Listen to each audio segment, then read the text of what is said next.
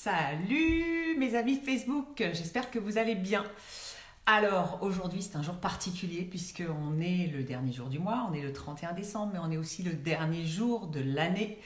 Et j'ai envie de m'adresser aujourd'hui à tous mes amis coachs sportifs, amis et collègues coachs sportifs de France et de Navarre, du monde entier.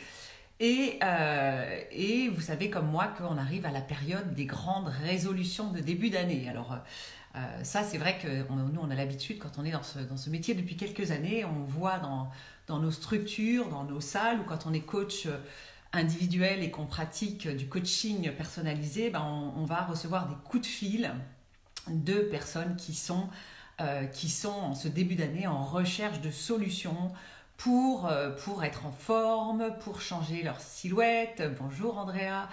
Pour préparer pourquoi pas une compétition, pour en tout cas obtenir des résultats qu'ils n'ont pas obtenus jusqu'à ce jour.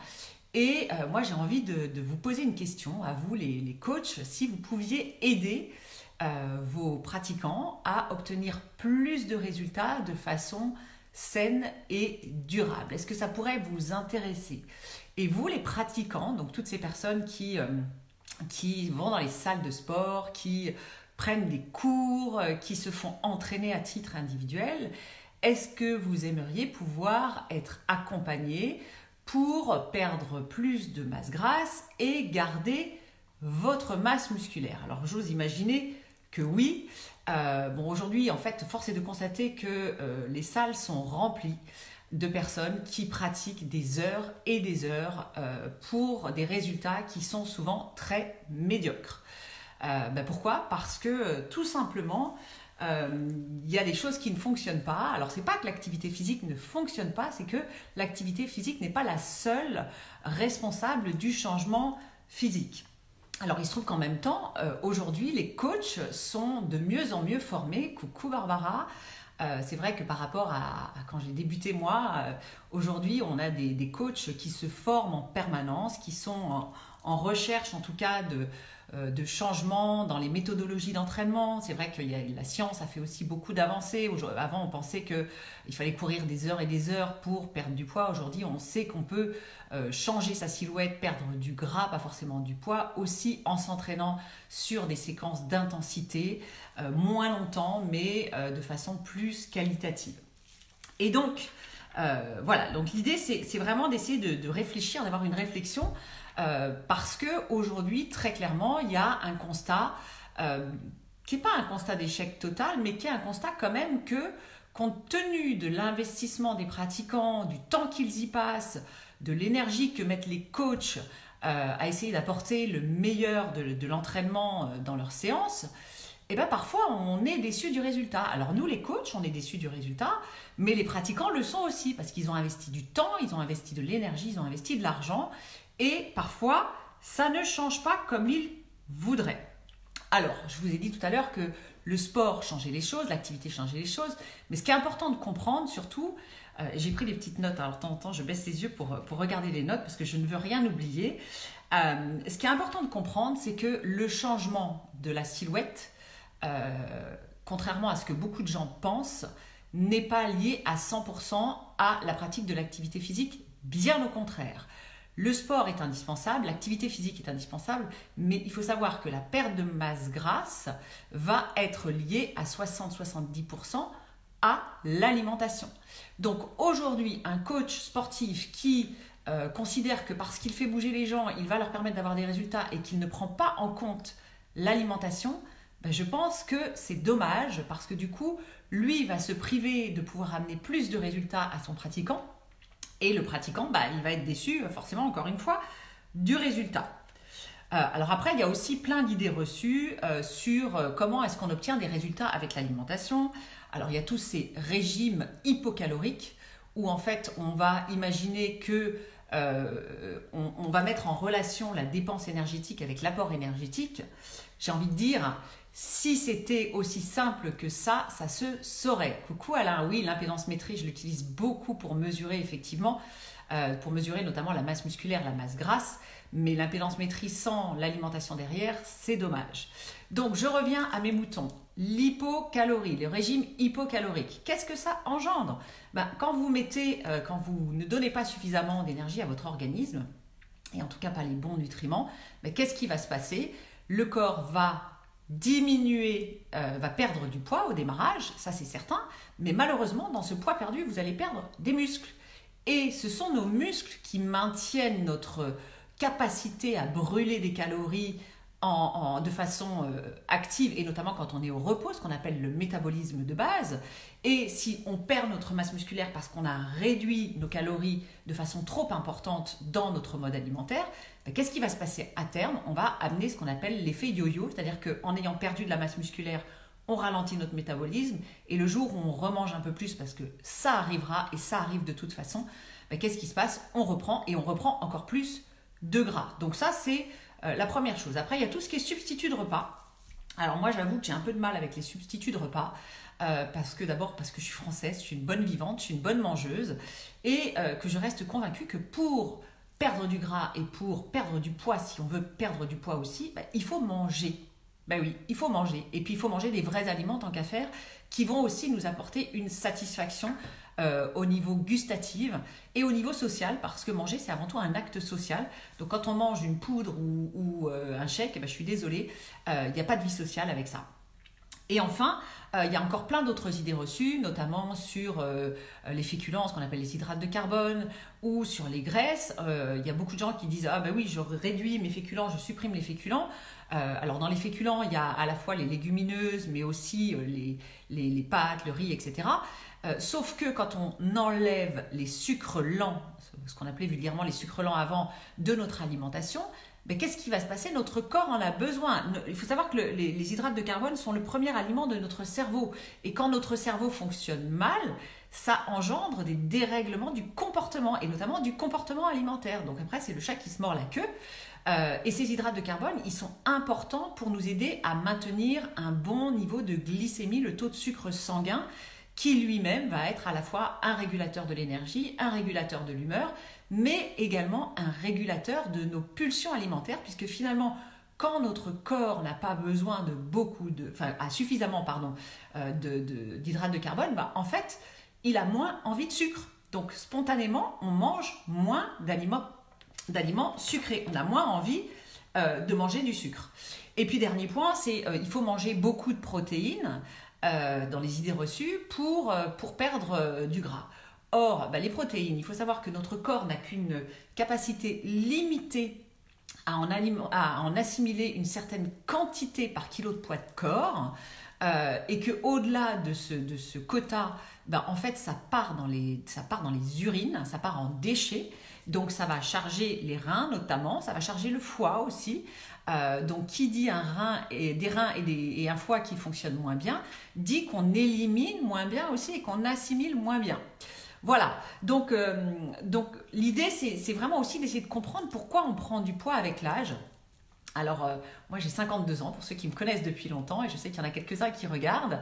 Je peux vous dire que je suis plus en forme maintenant que je ne l'étais quand j'avais 20 ans. Oui, parce que depuis toutes ces années, j'ai appris beaucoup de choses, j'ai appliqué ces choses en termes de nutrition, et aujourd'hui, je mange plus que ce que je mangeais quand j'avais 20 ans. Je mange plus souvent, et je fais aussi des écarts, mais comme mon organisme est bien réglé et comme j'ai appliqué un certain nombre de règles importantes en termes d'alimentation, en fait, j'ai aucun souci à maintenir mon poids de forme, j'ai aucun souci à avoir un corps qui fonctionne bien, qui est plutôt sur de la masse musculaire et donc de l'énergie et moins de masse grasse. Et c'est de ça que j'ai envie de vous parler. Donc, qu'est-ce que je voulais vous dire encore? Alors aujourd'hui, c'est vrai qu'il y a beaucoup de personnes qui sont déçues de ce que le marché propose, tout simplement parce que ils vont perdre du poids, d'abord dans un premier temps, et puis derrière, ils vont reprendre. Donc l'idée, en tout cas, ma réflexion à moi, pour accompagner mes clients, et j'ai envie que ce soit pour vous aussi la même chose, si tant est que vous êtes en recherche de quelque chose, d'une solution, c'est de pouvoir proposer un programme qui va permettre aux personnes de réellement modifier leur comportement alimentaire sur du long terme et non pas sur du court terme. Donc, l'idée, c'est pas de partir sur un régime hypocalorique, hein, parce qu'aujourd'hui, clairement, ce que le marché offre, c'est soit des substituts de repas, ou des repas tout faits, parce qu'on en voit beaucoup à la télé en ce moment. Il y a des pubs, parce que c'est comme ça que ça se vend aussi, hein. On fait beaucoup de pubs à la télé, beaucoup de pubs à la radio sur des programmes où en fait on vous vend des repas tout prêts. Sauf que dans ces repas tout prêts, je suis désolée de vous le dire, mais il y a plein de choses autres que des aliments. Il y a notamment des conservateurs, il y a du sel ajouté, du sucre ajouté, et tout ça, ça nuit à votre santé. Donc l'idée, c'est aussi d'apprendre à se faire à manger. Simplement, alors je vous rassure, moi je ne suis pas une grande cuisinière, même si je sais cuisiner, mais en tout cas dans le quotidien, je cuisine des choses très simples qui peuvent être goûteuses et qui ne me prennent pas 3 heures parce que j'ai clairement pas énormément de temps pour aller faire mes courses tous les jours au magasin bio et pour me faire à manger des heures durant sur mes journées de travail. Coucou Valérie, bonne fête à toi. Donc ce qui existe d'autre sur le marché, c'est des conseils sur les modes de vie avec des diététiciens, des nutritionnistes. Alors ça c'est bien. En général, on va avoir des résultats, mais qui vont souvent arriver. Ça va prendre du temps. Avant d'avoir des résultats. Et comme ça prend du temps, parfois on lâche l'affaire. Et puis malheureusement, il y a encore des personnes qui proposent des programmes basés sur de la restriction calorique. Et là, moi, j'avoue que je ne suis pas d'accord du tout. Ça n'est que mon point de vue, mais c'est mon point de vue basé sur des années d'expérience et de constats d'échec aussi sur ce type de programme. Et puis, il y a également des compléments alimentaires qui parfois sont dangereux, notamment tout ce qui est diurétique, qui vous amène à perdre de l'eau. Or, quand vous perdez de l'eau, vous perdez vos minéraux. Et quand vous perdez vos minéraux, c'est pas bon pour votre santé. Donc, c'est important de ne pas prendre n'importe quoi en complément alimentaire. Alors, qu'est-ce que veulent nos clients aujourd'hui ? Ce qu'ils veulent, c'est des solutions simples, saines, efficaces, qui soient adaptables à un mode de vie et puis surtout qui soient durables. Et alors, il se trouve que la science aujourd'hui a fait d'énormes progrès. Donc ça, c'est vraiment intéressant. Et alors moi, j'ai la chance d'habiter dans un endroit où je suis entourée de chercheurs, puisque j'habite pas très loin du CNRS, du CEA, donc j'ai l'occasion d'échanger. J'ai d'ailleurs dans mes clients des personnes qui sont des chercheurs. Et il y a une science notamment qui est une science d'avenir qui s'appelle l'épigénétique, qui est en fait la compréhension du fonctionnement de nos gènes sur notre vieillissement, mais aussi sur notre capacité à prendre du poids, à perdre du poids, à avoir une jolie peau, etc. etc. Donc cette science-là, il faut savoir qu'aujourd'hui, elle est utilisée pour mettre au point des compléments alimentaires qui eux-mêmes vont aller agir à la source de notre métabolisme notamment, de notre capacité à brûler de l'énergie, de notre capacité à maintenir notre masse musculaire, mais également à nous aider au niveau de la volonté pour pouvoir mettre en place une nouvelle alimentation, un nouveau mode alimentaire qui va nous amener vers des résultats qui seront des résultats de santé. Donc c'est pas uniquement un programme, le programme dont je vous parle, c'est pas uniquement un programme qui vise à perdre du poids, c'est un programme qui peut être intéressant aussi pour des personnes qui souhaiteraient améliorer leur masse musculaire tout en perdant du gras.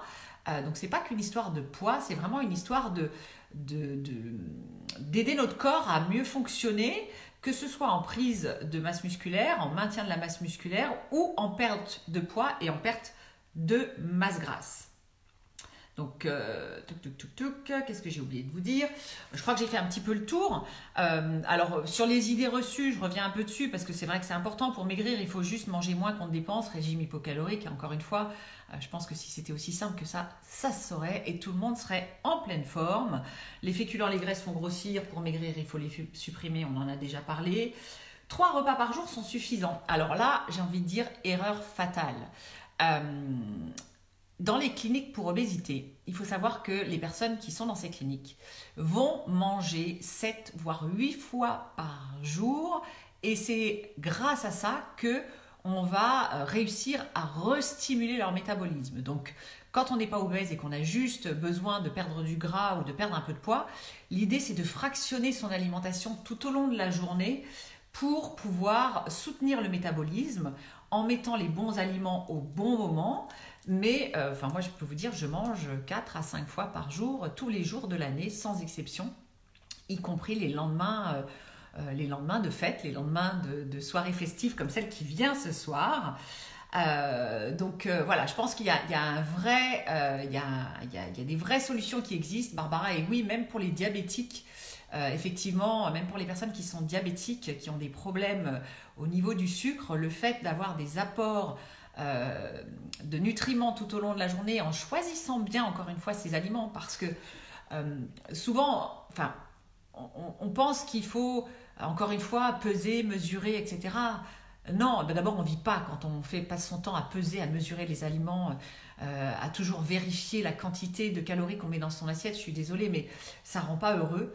Moi, quand j'accompagne un client ou une cliente dans un changement de silhouette, j'ai envie que la personne elle soit heureuse en même temps et qu'elle puisse prendre du plaisir à manger. Et je suis désolée, mais on n'a pas plaisir à manger quand on est tout le temps en train de mesurer ce qu'on met dans son assiette. En plus, c'est compliqué parce que du coup, quand on est invité ou quand on est au resto, c'est pas toujours évident. Voilà, donc là, alors je vais pas vous faire une leçon sur le fait que dans le sport, l'endurance est pas toujours plus efficace pour brûler les graisses que le renforcement musculaire quand il est bien pratiqué. Par contre, voilà, si ça vous intéresse, vous, en tant que coach sportif, si vous avez envie de pouvoir aider vos pratiquants, si vous avez envie de pouvoir apporter des solutions sur la partie nutritionnelle à vos pratiquants pour les aider en cette période de début d'année à obtenir des résultats bien meilleurs que ce qu'ils ont obtenu jusqu'à présent. Si vous avez envie d'apprendre aussi des nouvelles choses, parce que moi je peux vous dire que ça fait maintenant 6 ans que j'ai mis en place cette méthode au sein de mes structures et avec des personnes que j'accompagne sur de la perte de poids ou sur vraiment du changement au niveau de la silhouette. Et très clairement, j'ai plein de personnes qui l'ont fait, ce programme, qui sont super contentes de l'avoir fait. Alors, le 100% résultat garanti n'existe pas, ça il faut le savoir. L'alimentation, ça peut être une drogue aussi. Et c'est comme la cigarette, c'est comme l'alcool. On a des gens qui rechutent malgré une mise en place de programmes sur la durée, qui apportent des résultats sur la durée. On peut avoir des rechutes. Bah oui, ça c'est la vie, le 100% garantie résultat, ça n'existe pas. Par contre, c'est clair que ce programme donne de nettement meilleurs résultats que tout ce que j'ai pu tester jusqu'à présent en termes d'alimentation. Et voilà, si vous êtes vraiment en recherche de quelque chose pour apporter plus de résultats à vos clients, à vos pratiquants, si vous avez envie d'aider les personnes à modifier durablement leur hygiène alimentaire, n'hésitez pas à revenir vers moi. Si vous écoutez cette vidéo en replay, vous mettez un petit mot. Alors j'ai été un peu longue, j'ai pris un peu mon temps. Et puis si vous êtes pratiquant et que vous avez envie d'en parler directement avec moi, n'hésitez pas également à revenir vers moi. Je vous embrasse, je vous souhaite encore une fois une très belle fin d'année 2018 et une encore plus merveilleuse année 2019, qu'elle soit placée sous le signe de la santé, sous le signe du bonheur, de l'amitié, de l'amour. Du fun aussi, hein, qu'on s'éclate, qu'on fasse tout ça en s'amusant parce que c'est important d'être joyeux. Et puis je vous dis à très bientôt sur les ondes, a priori l'année prochaine. Bisous, ciao.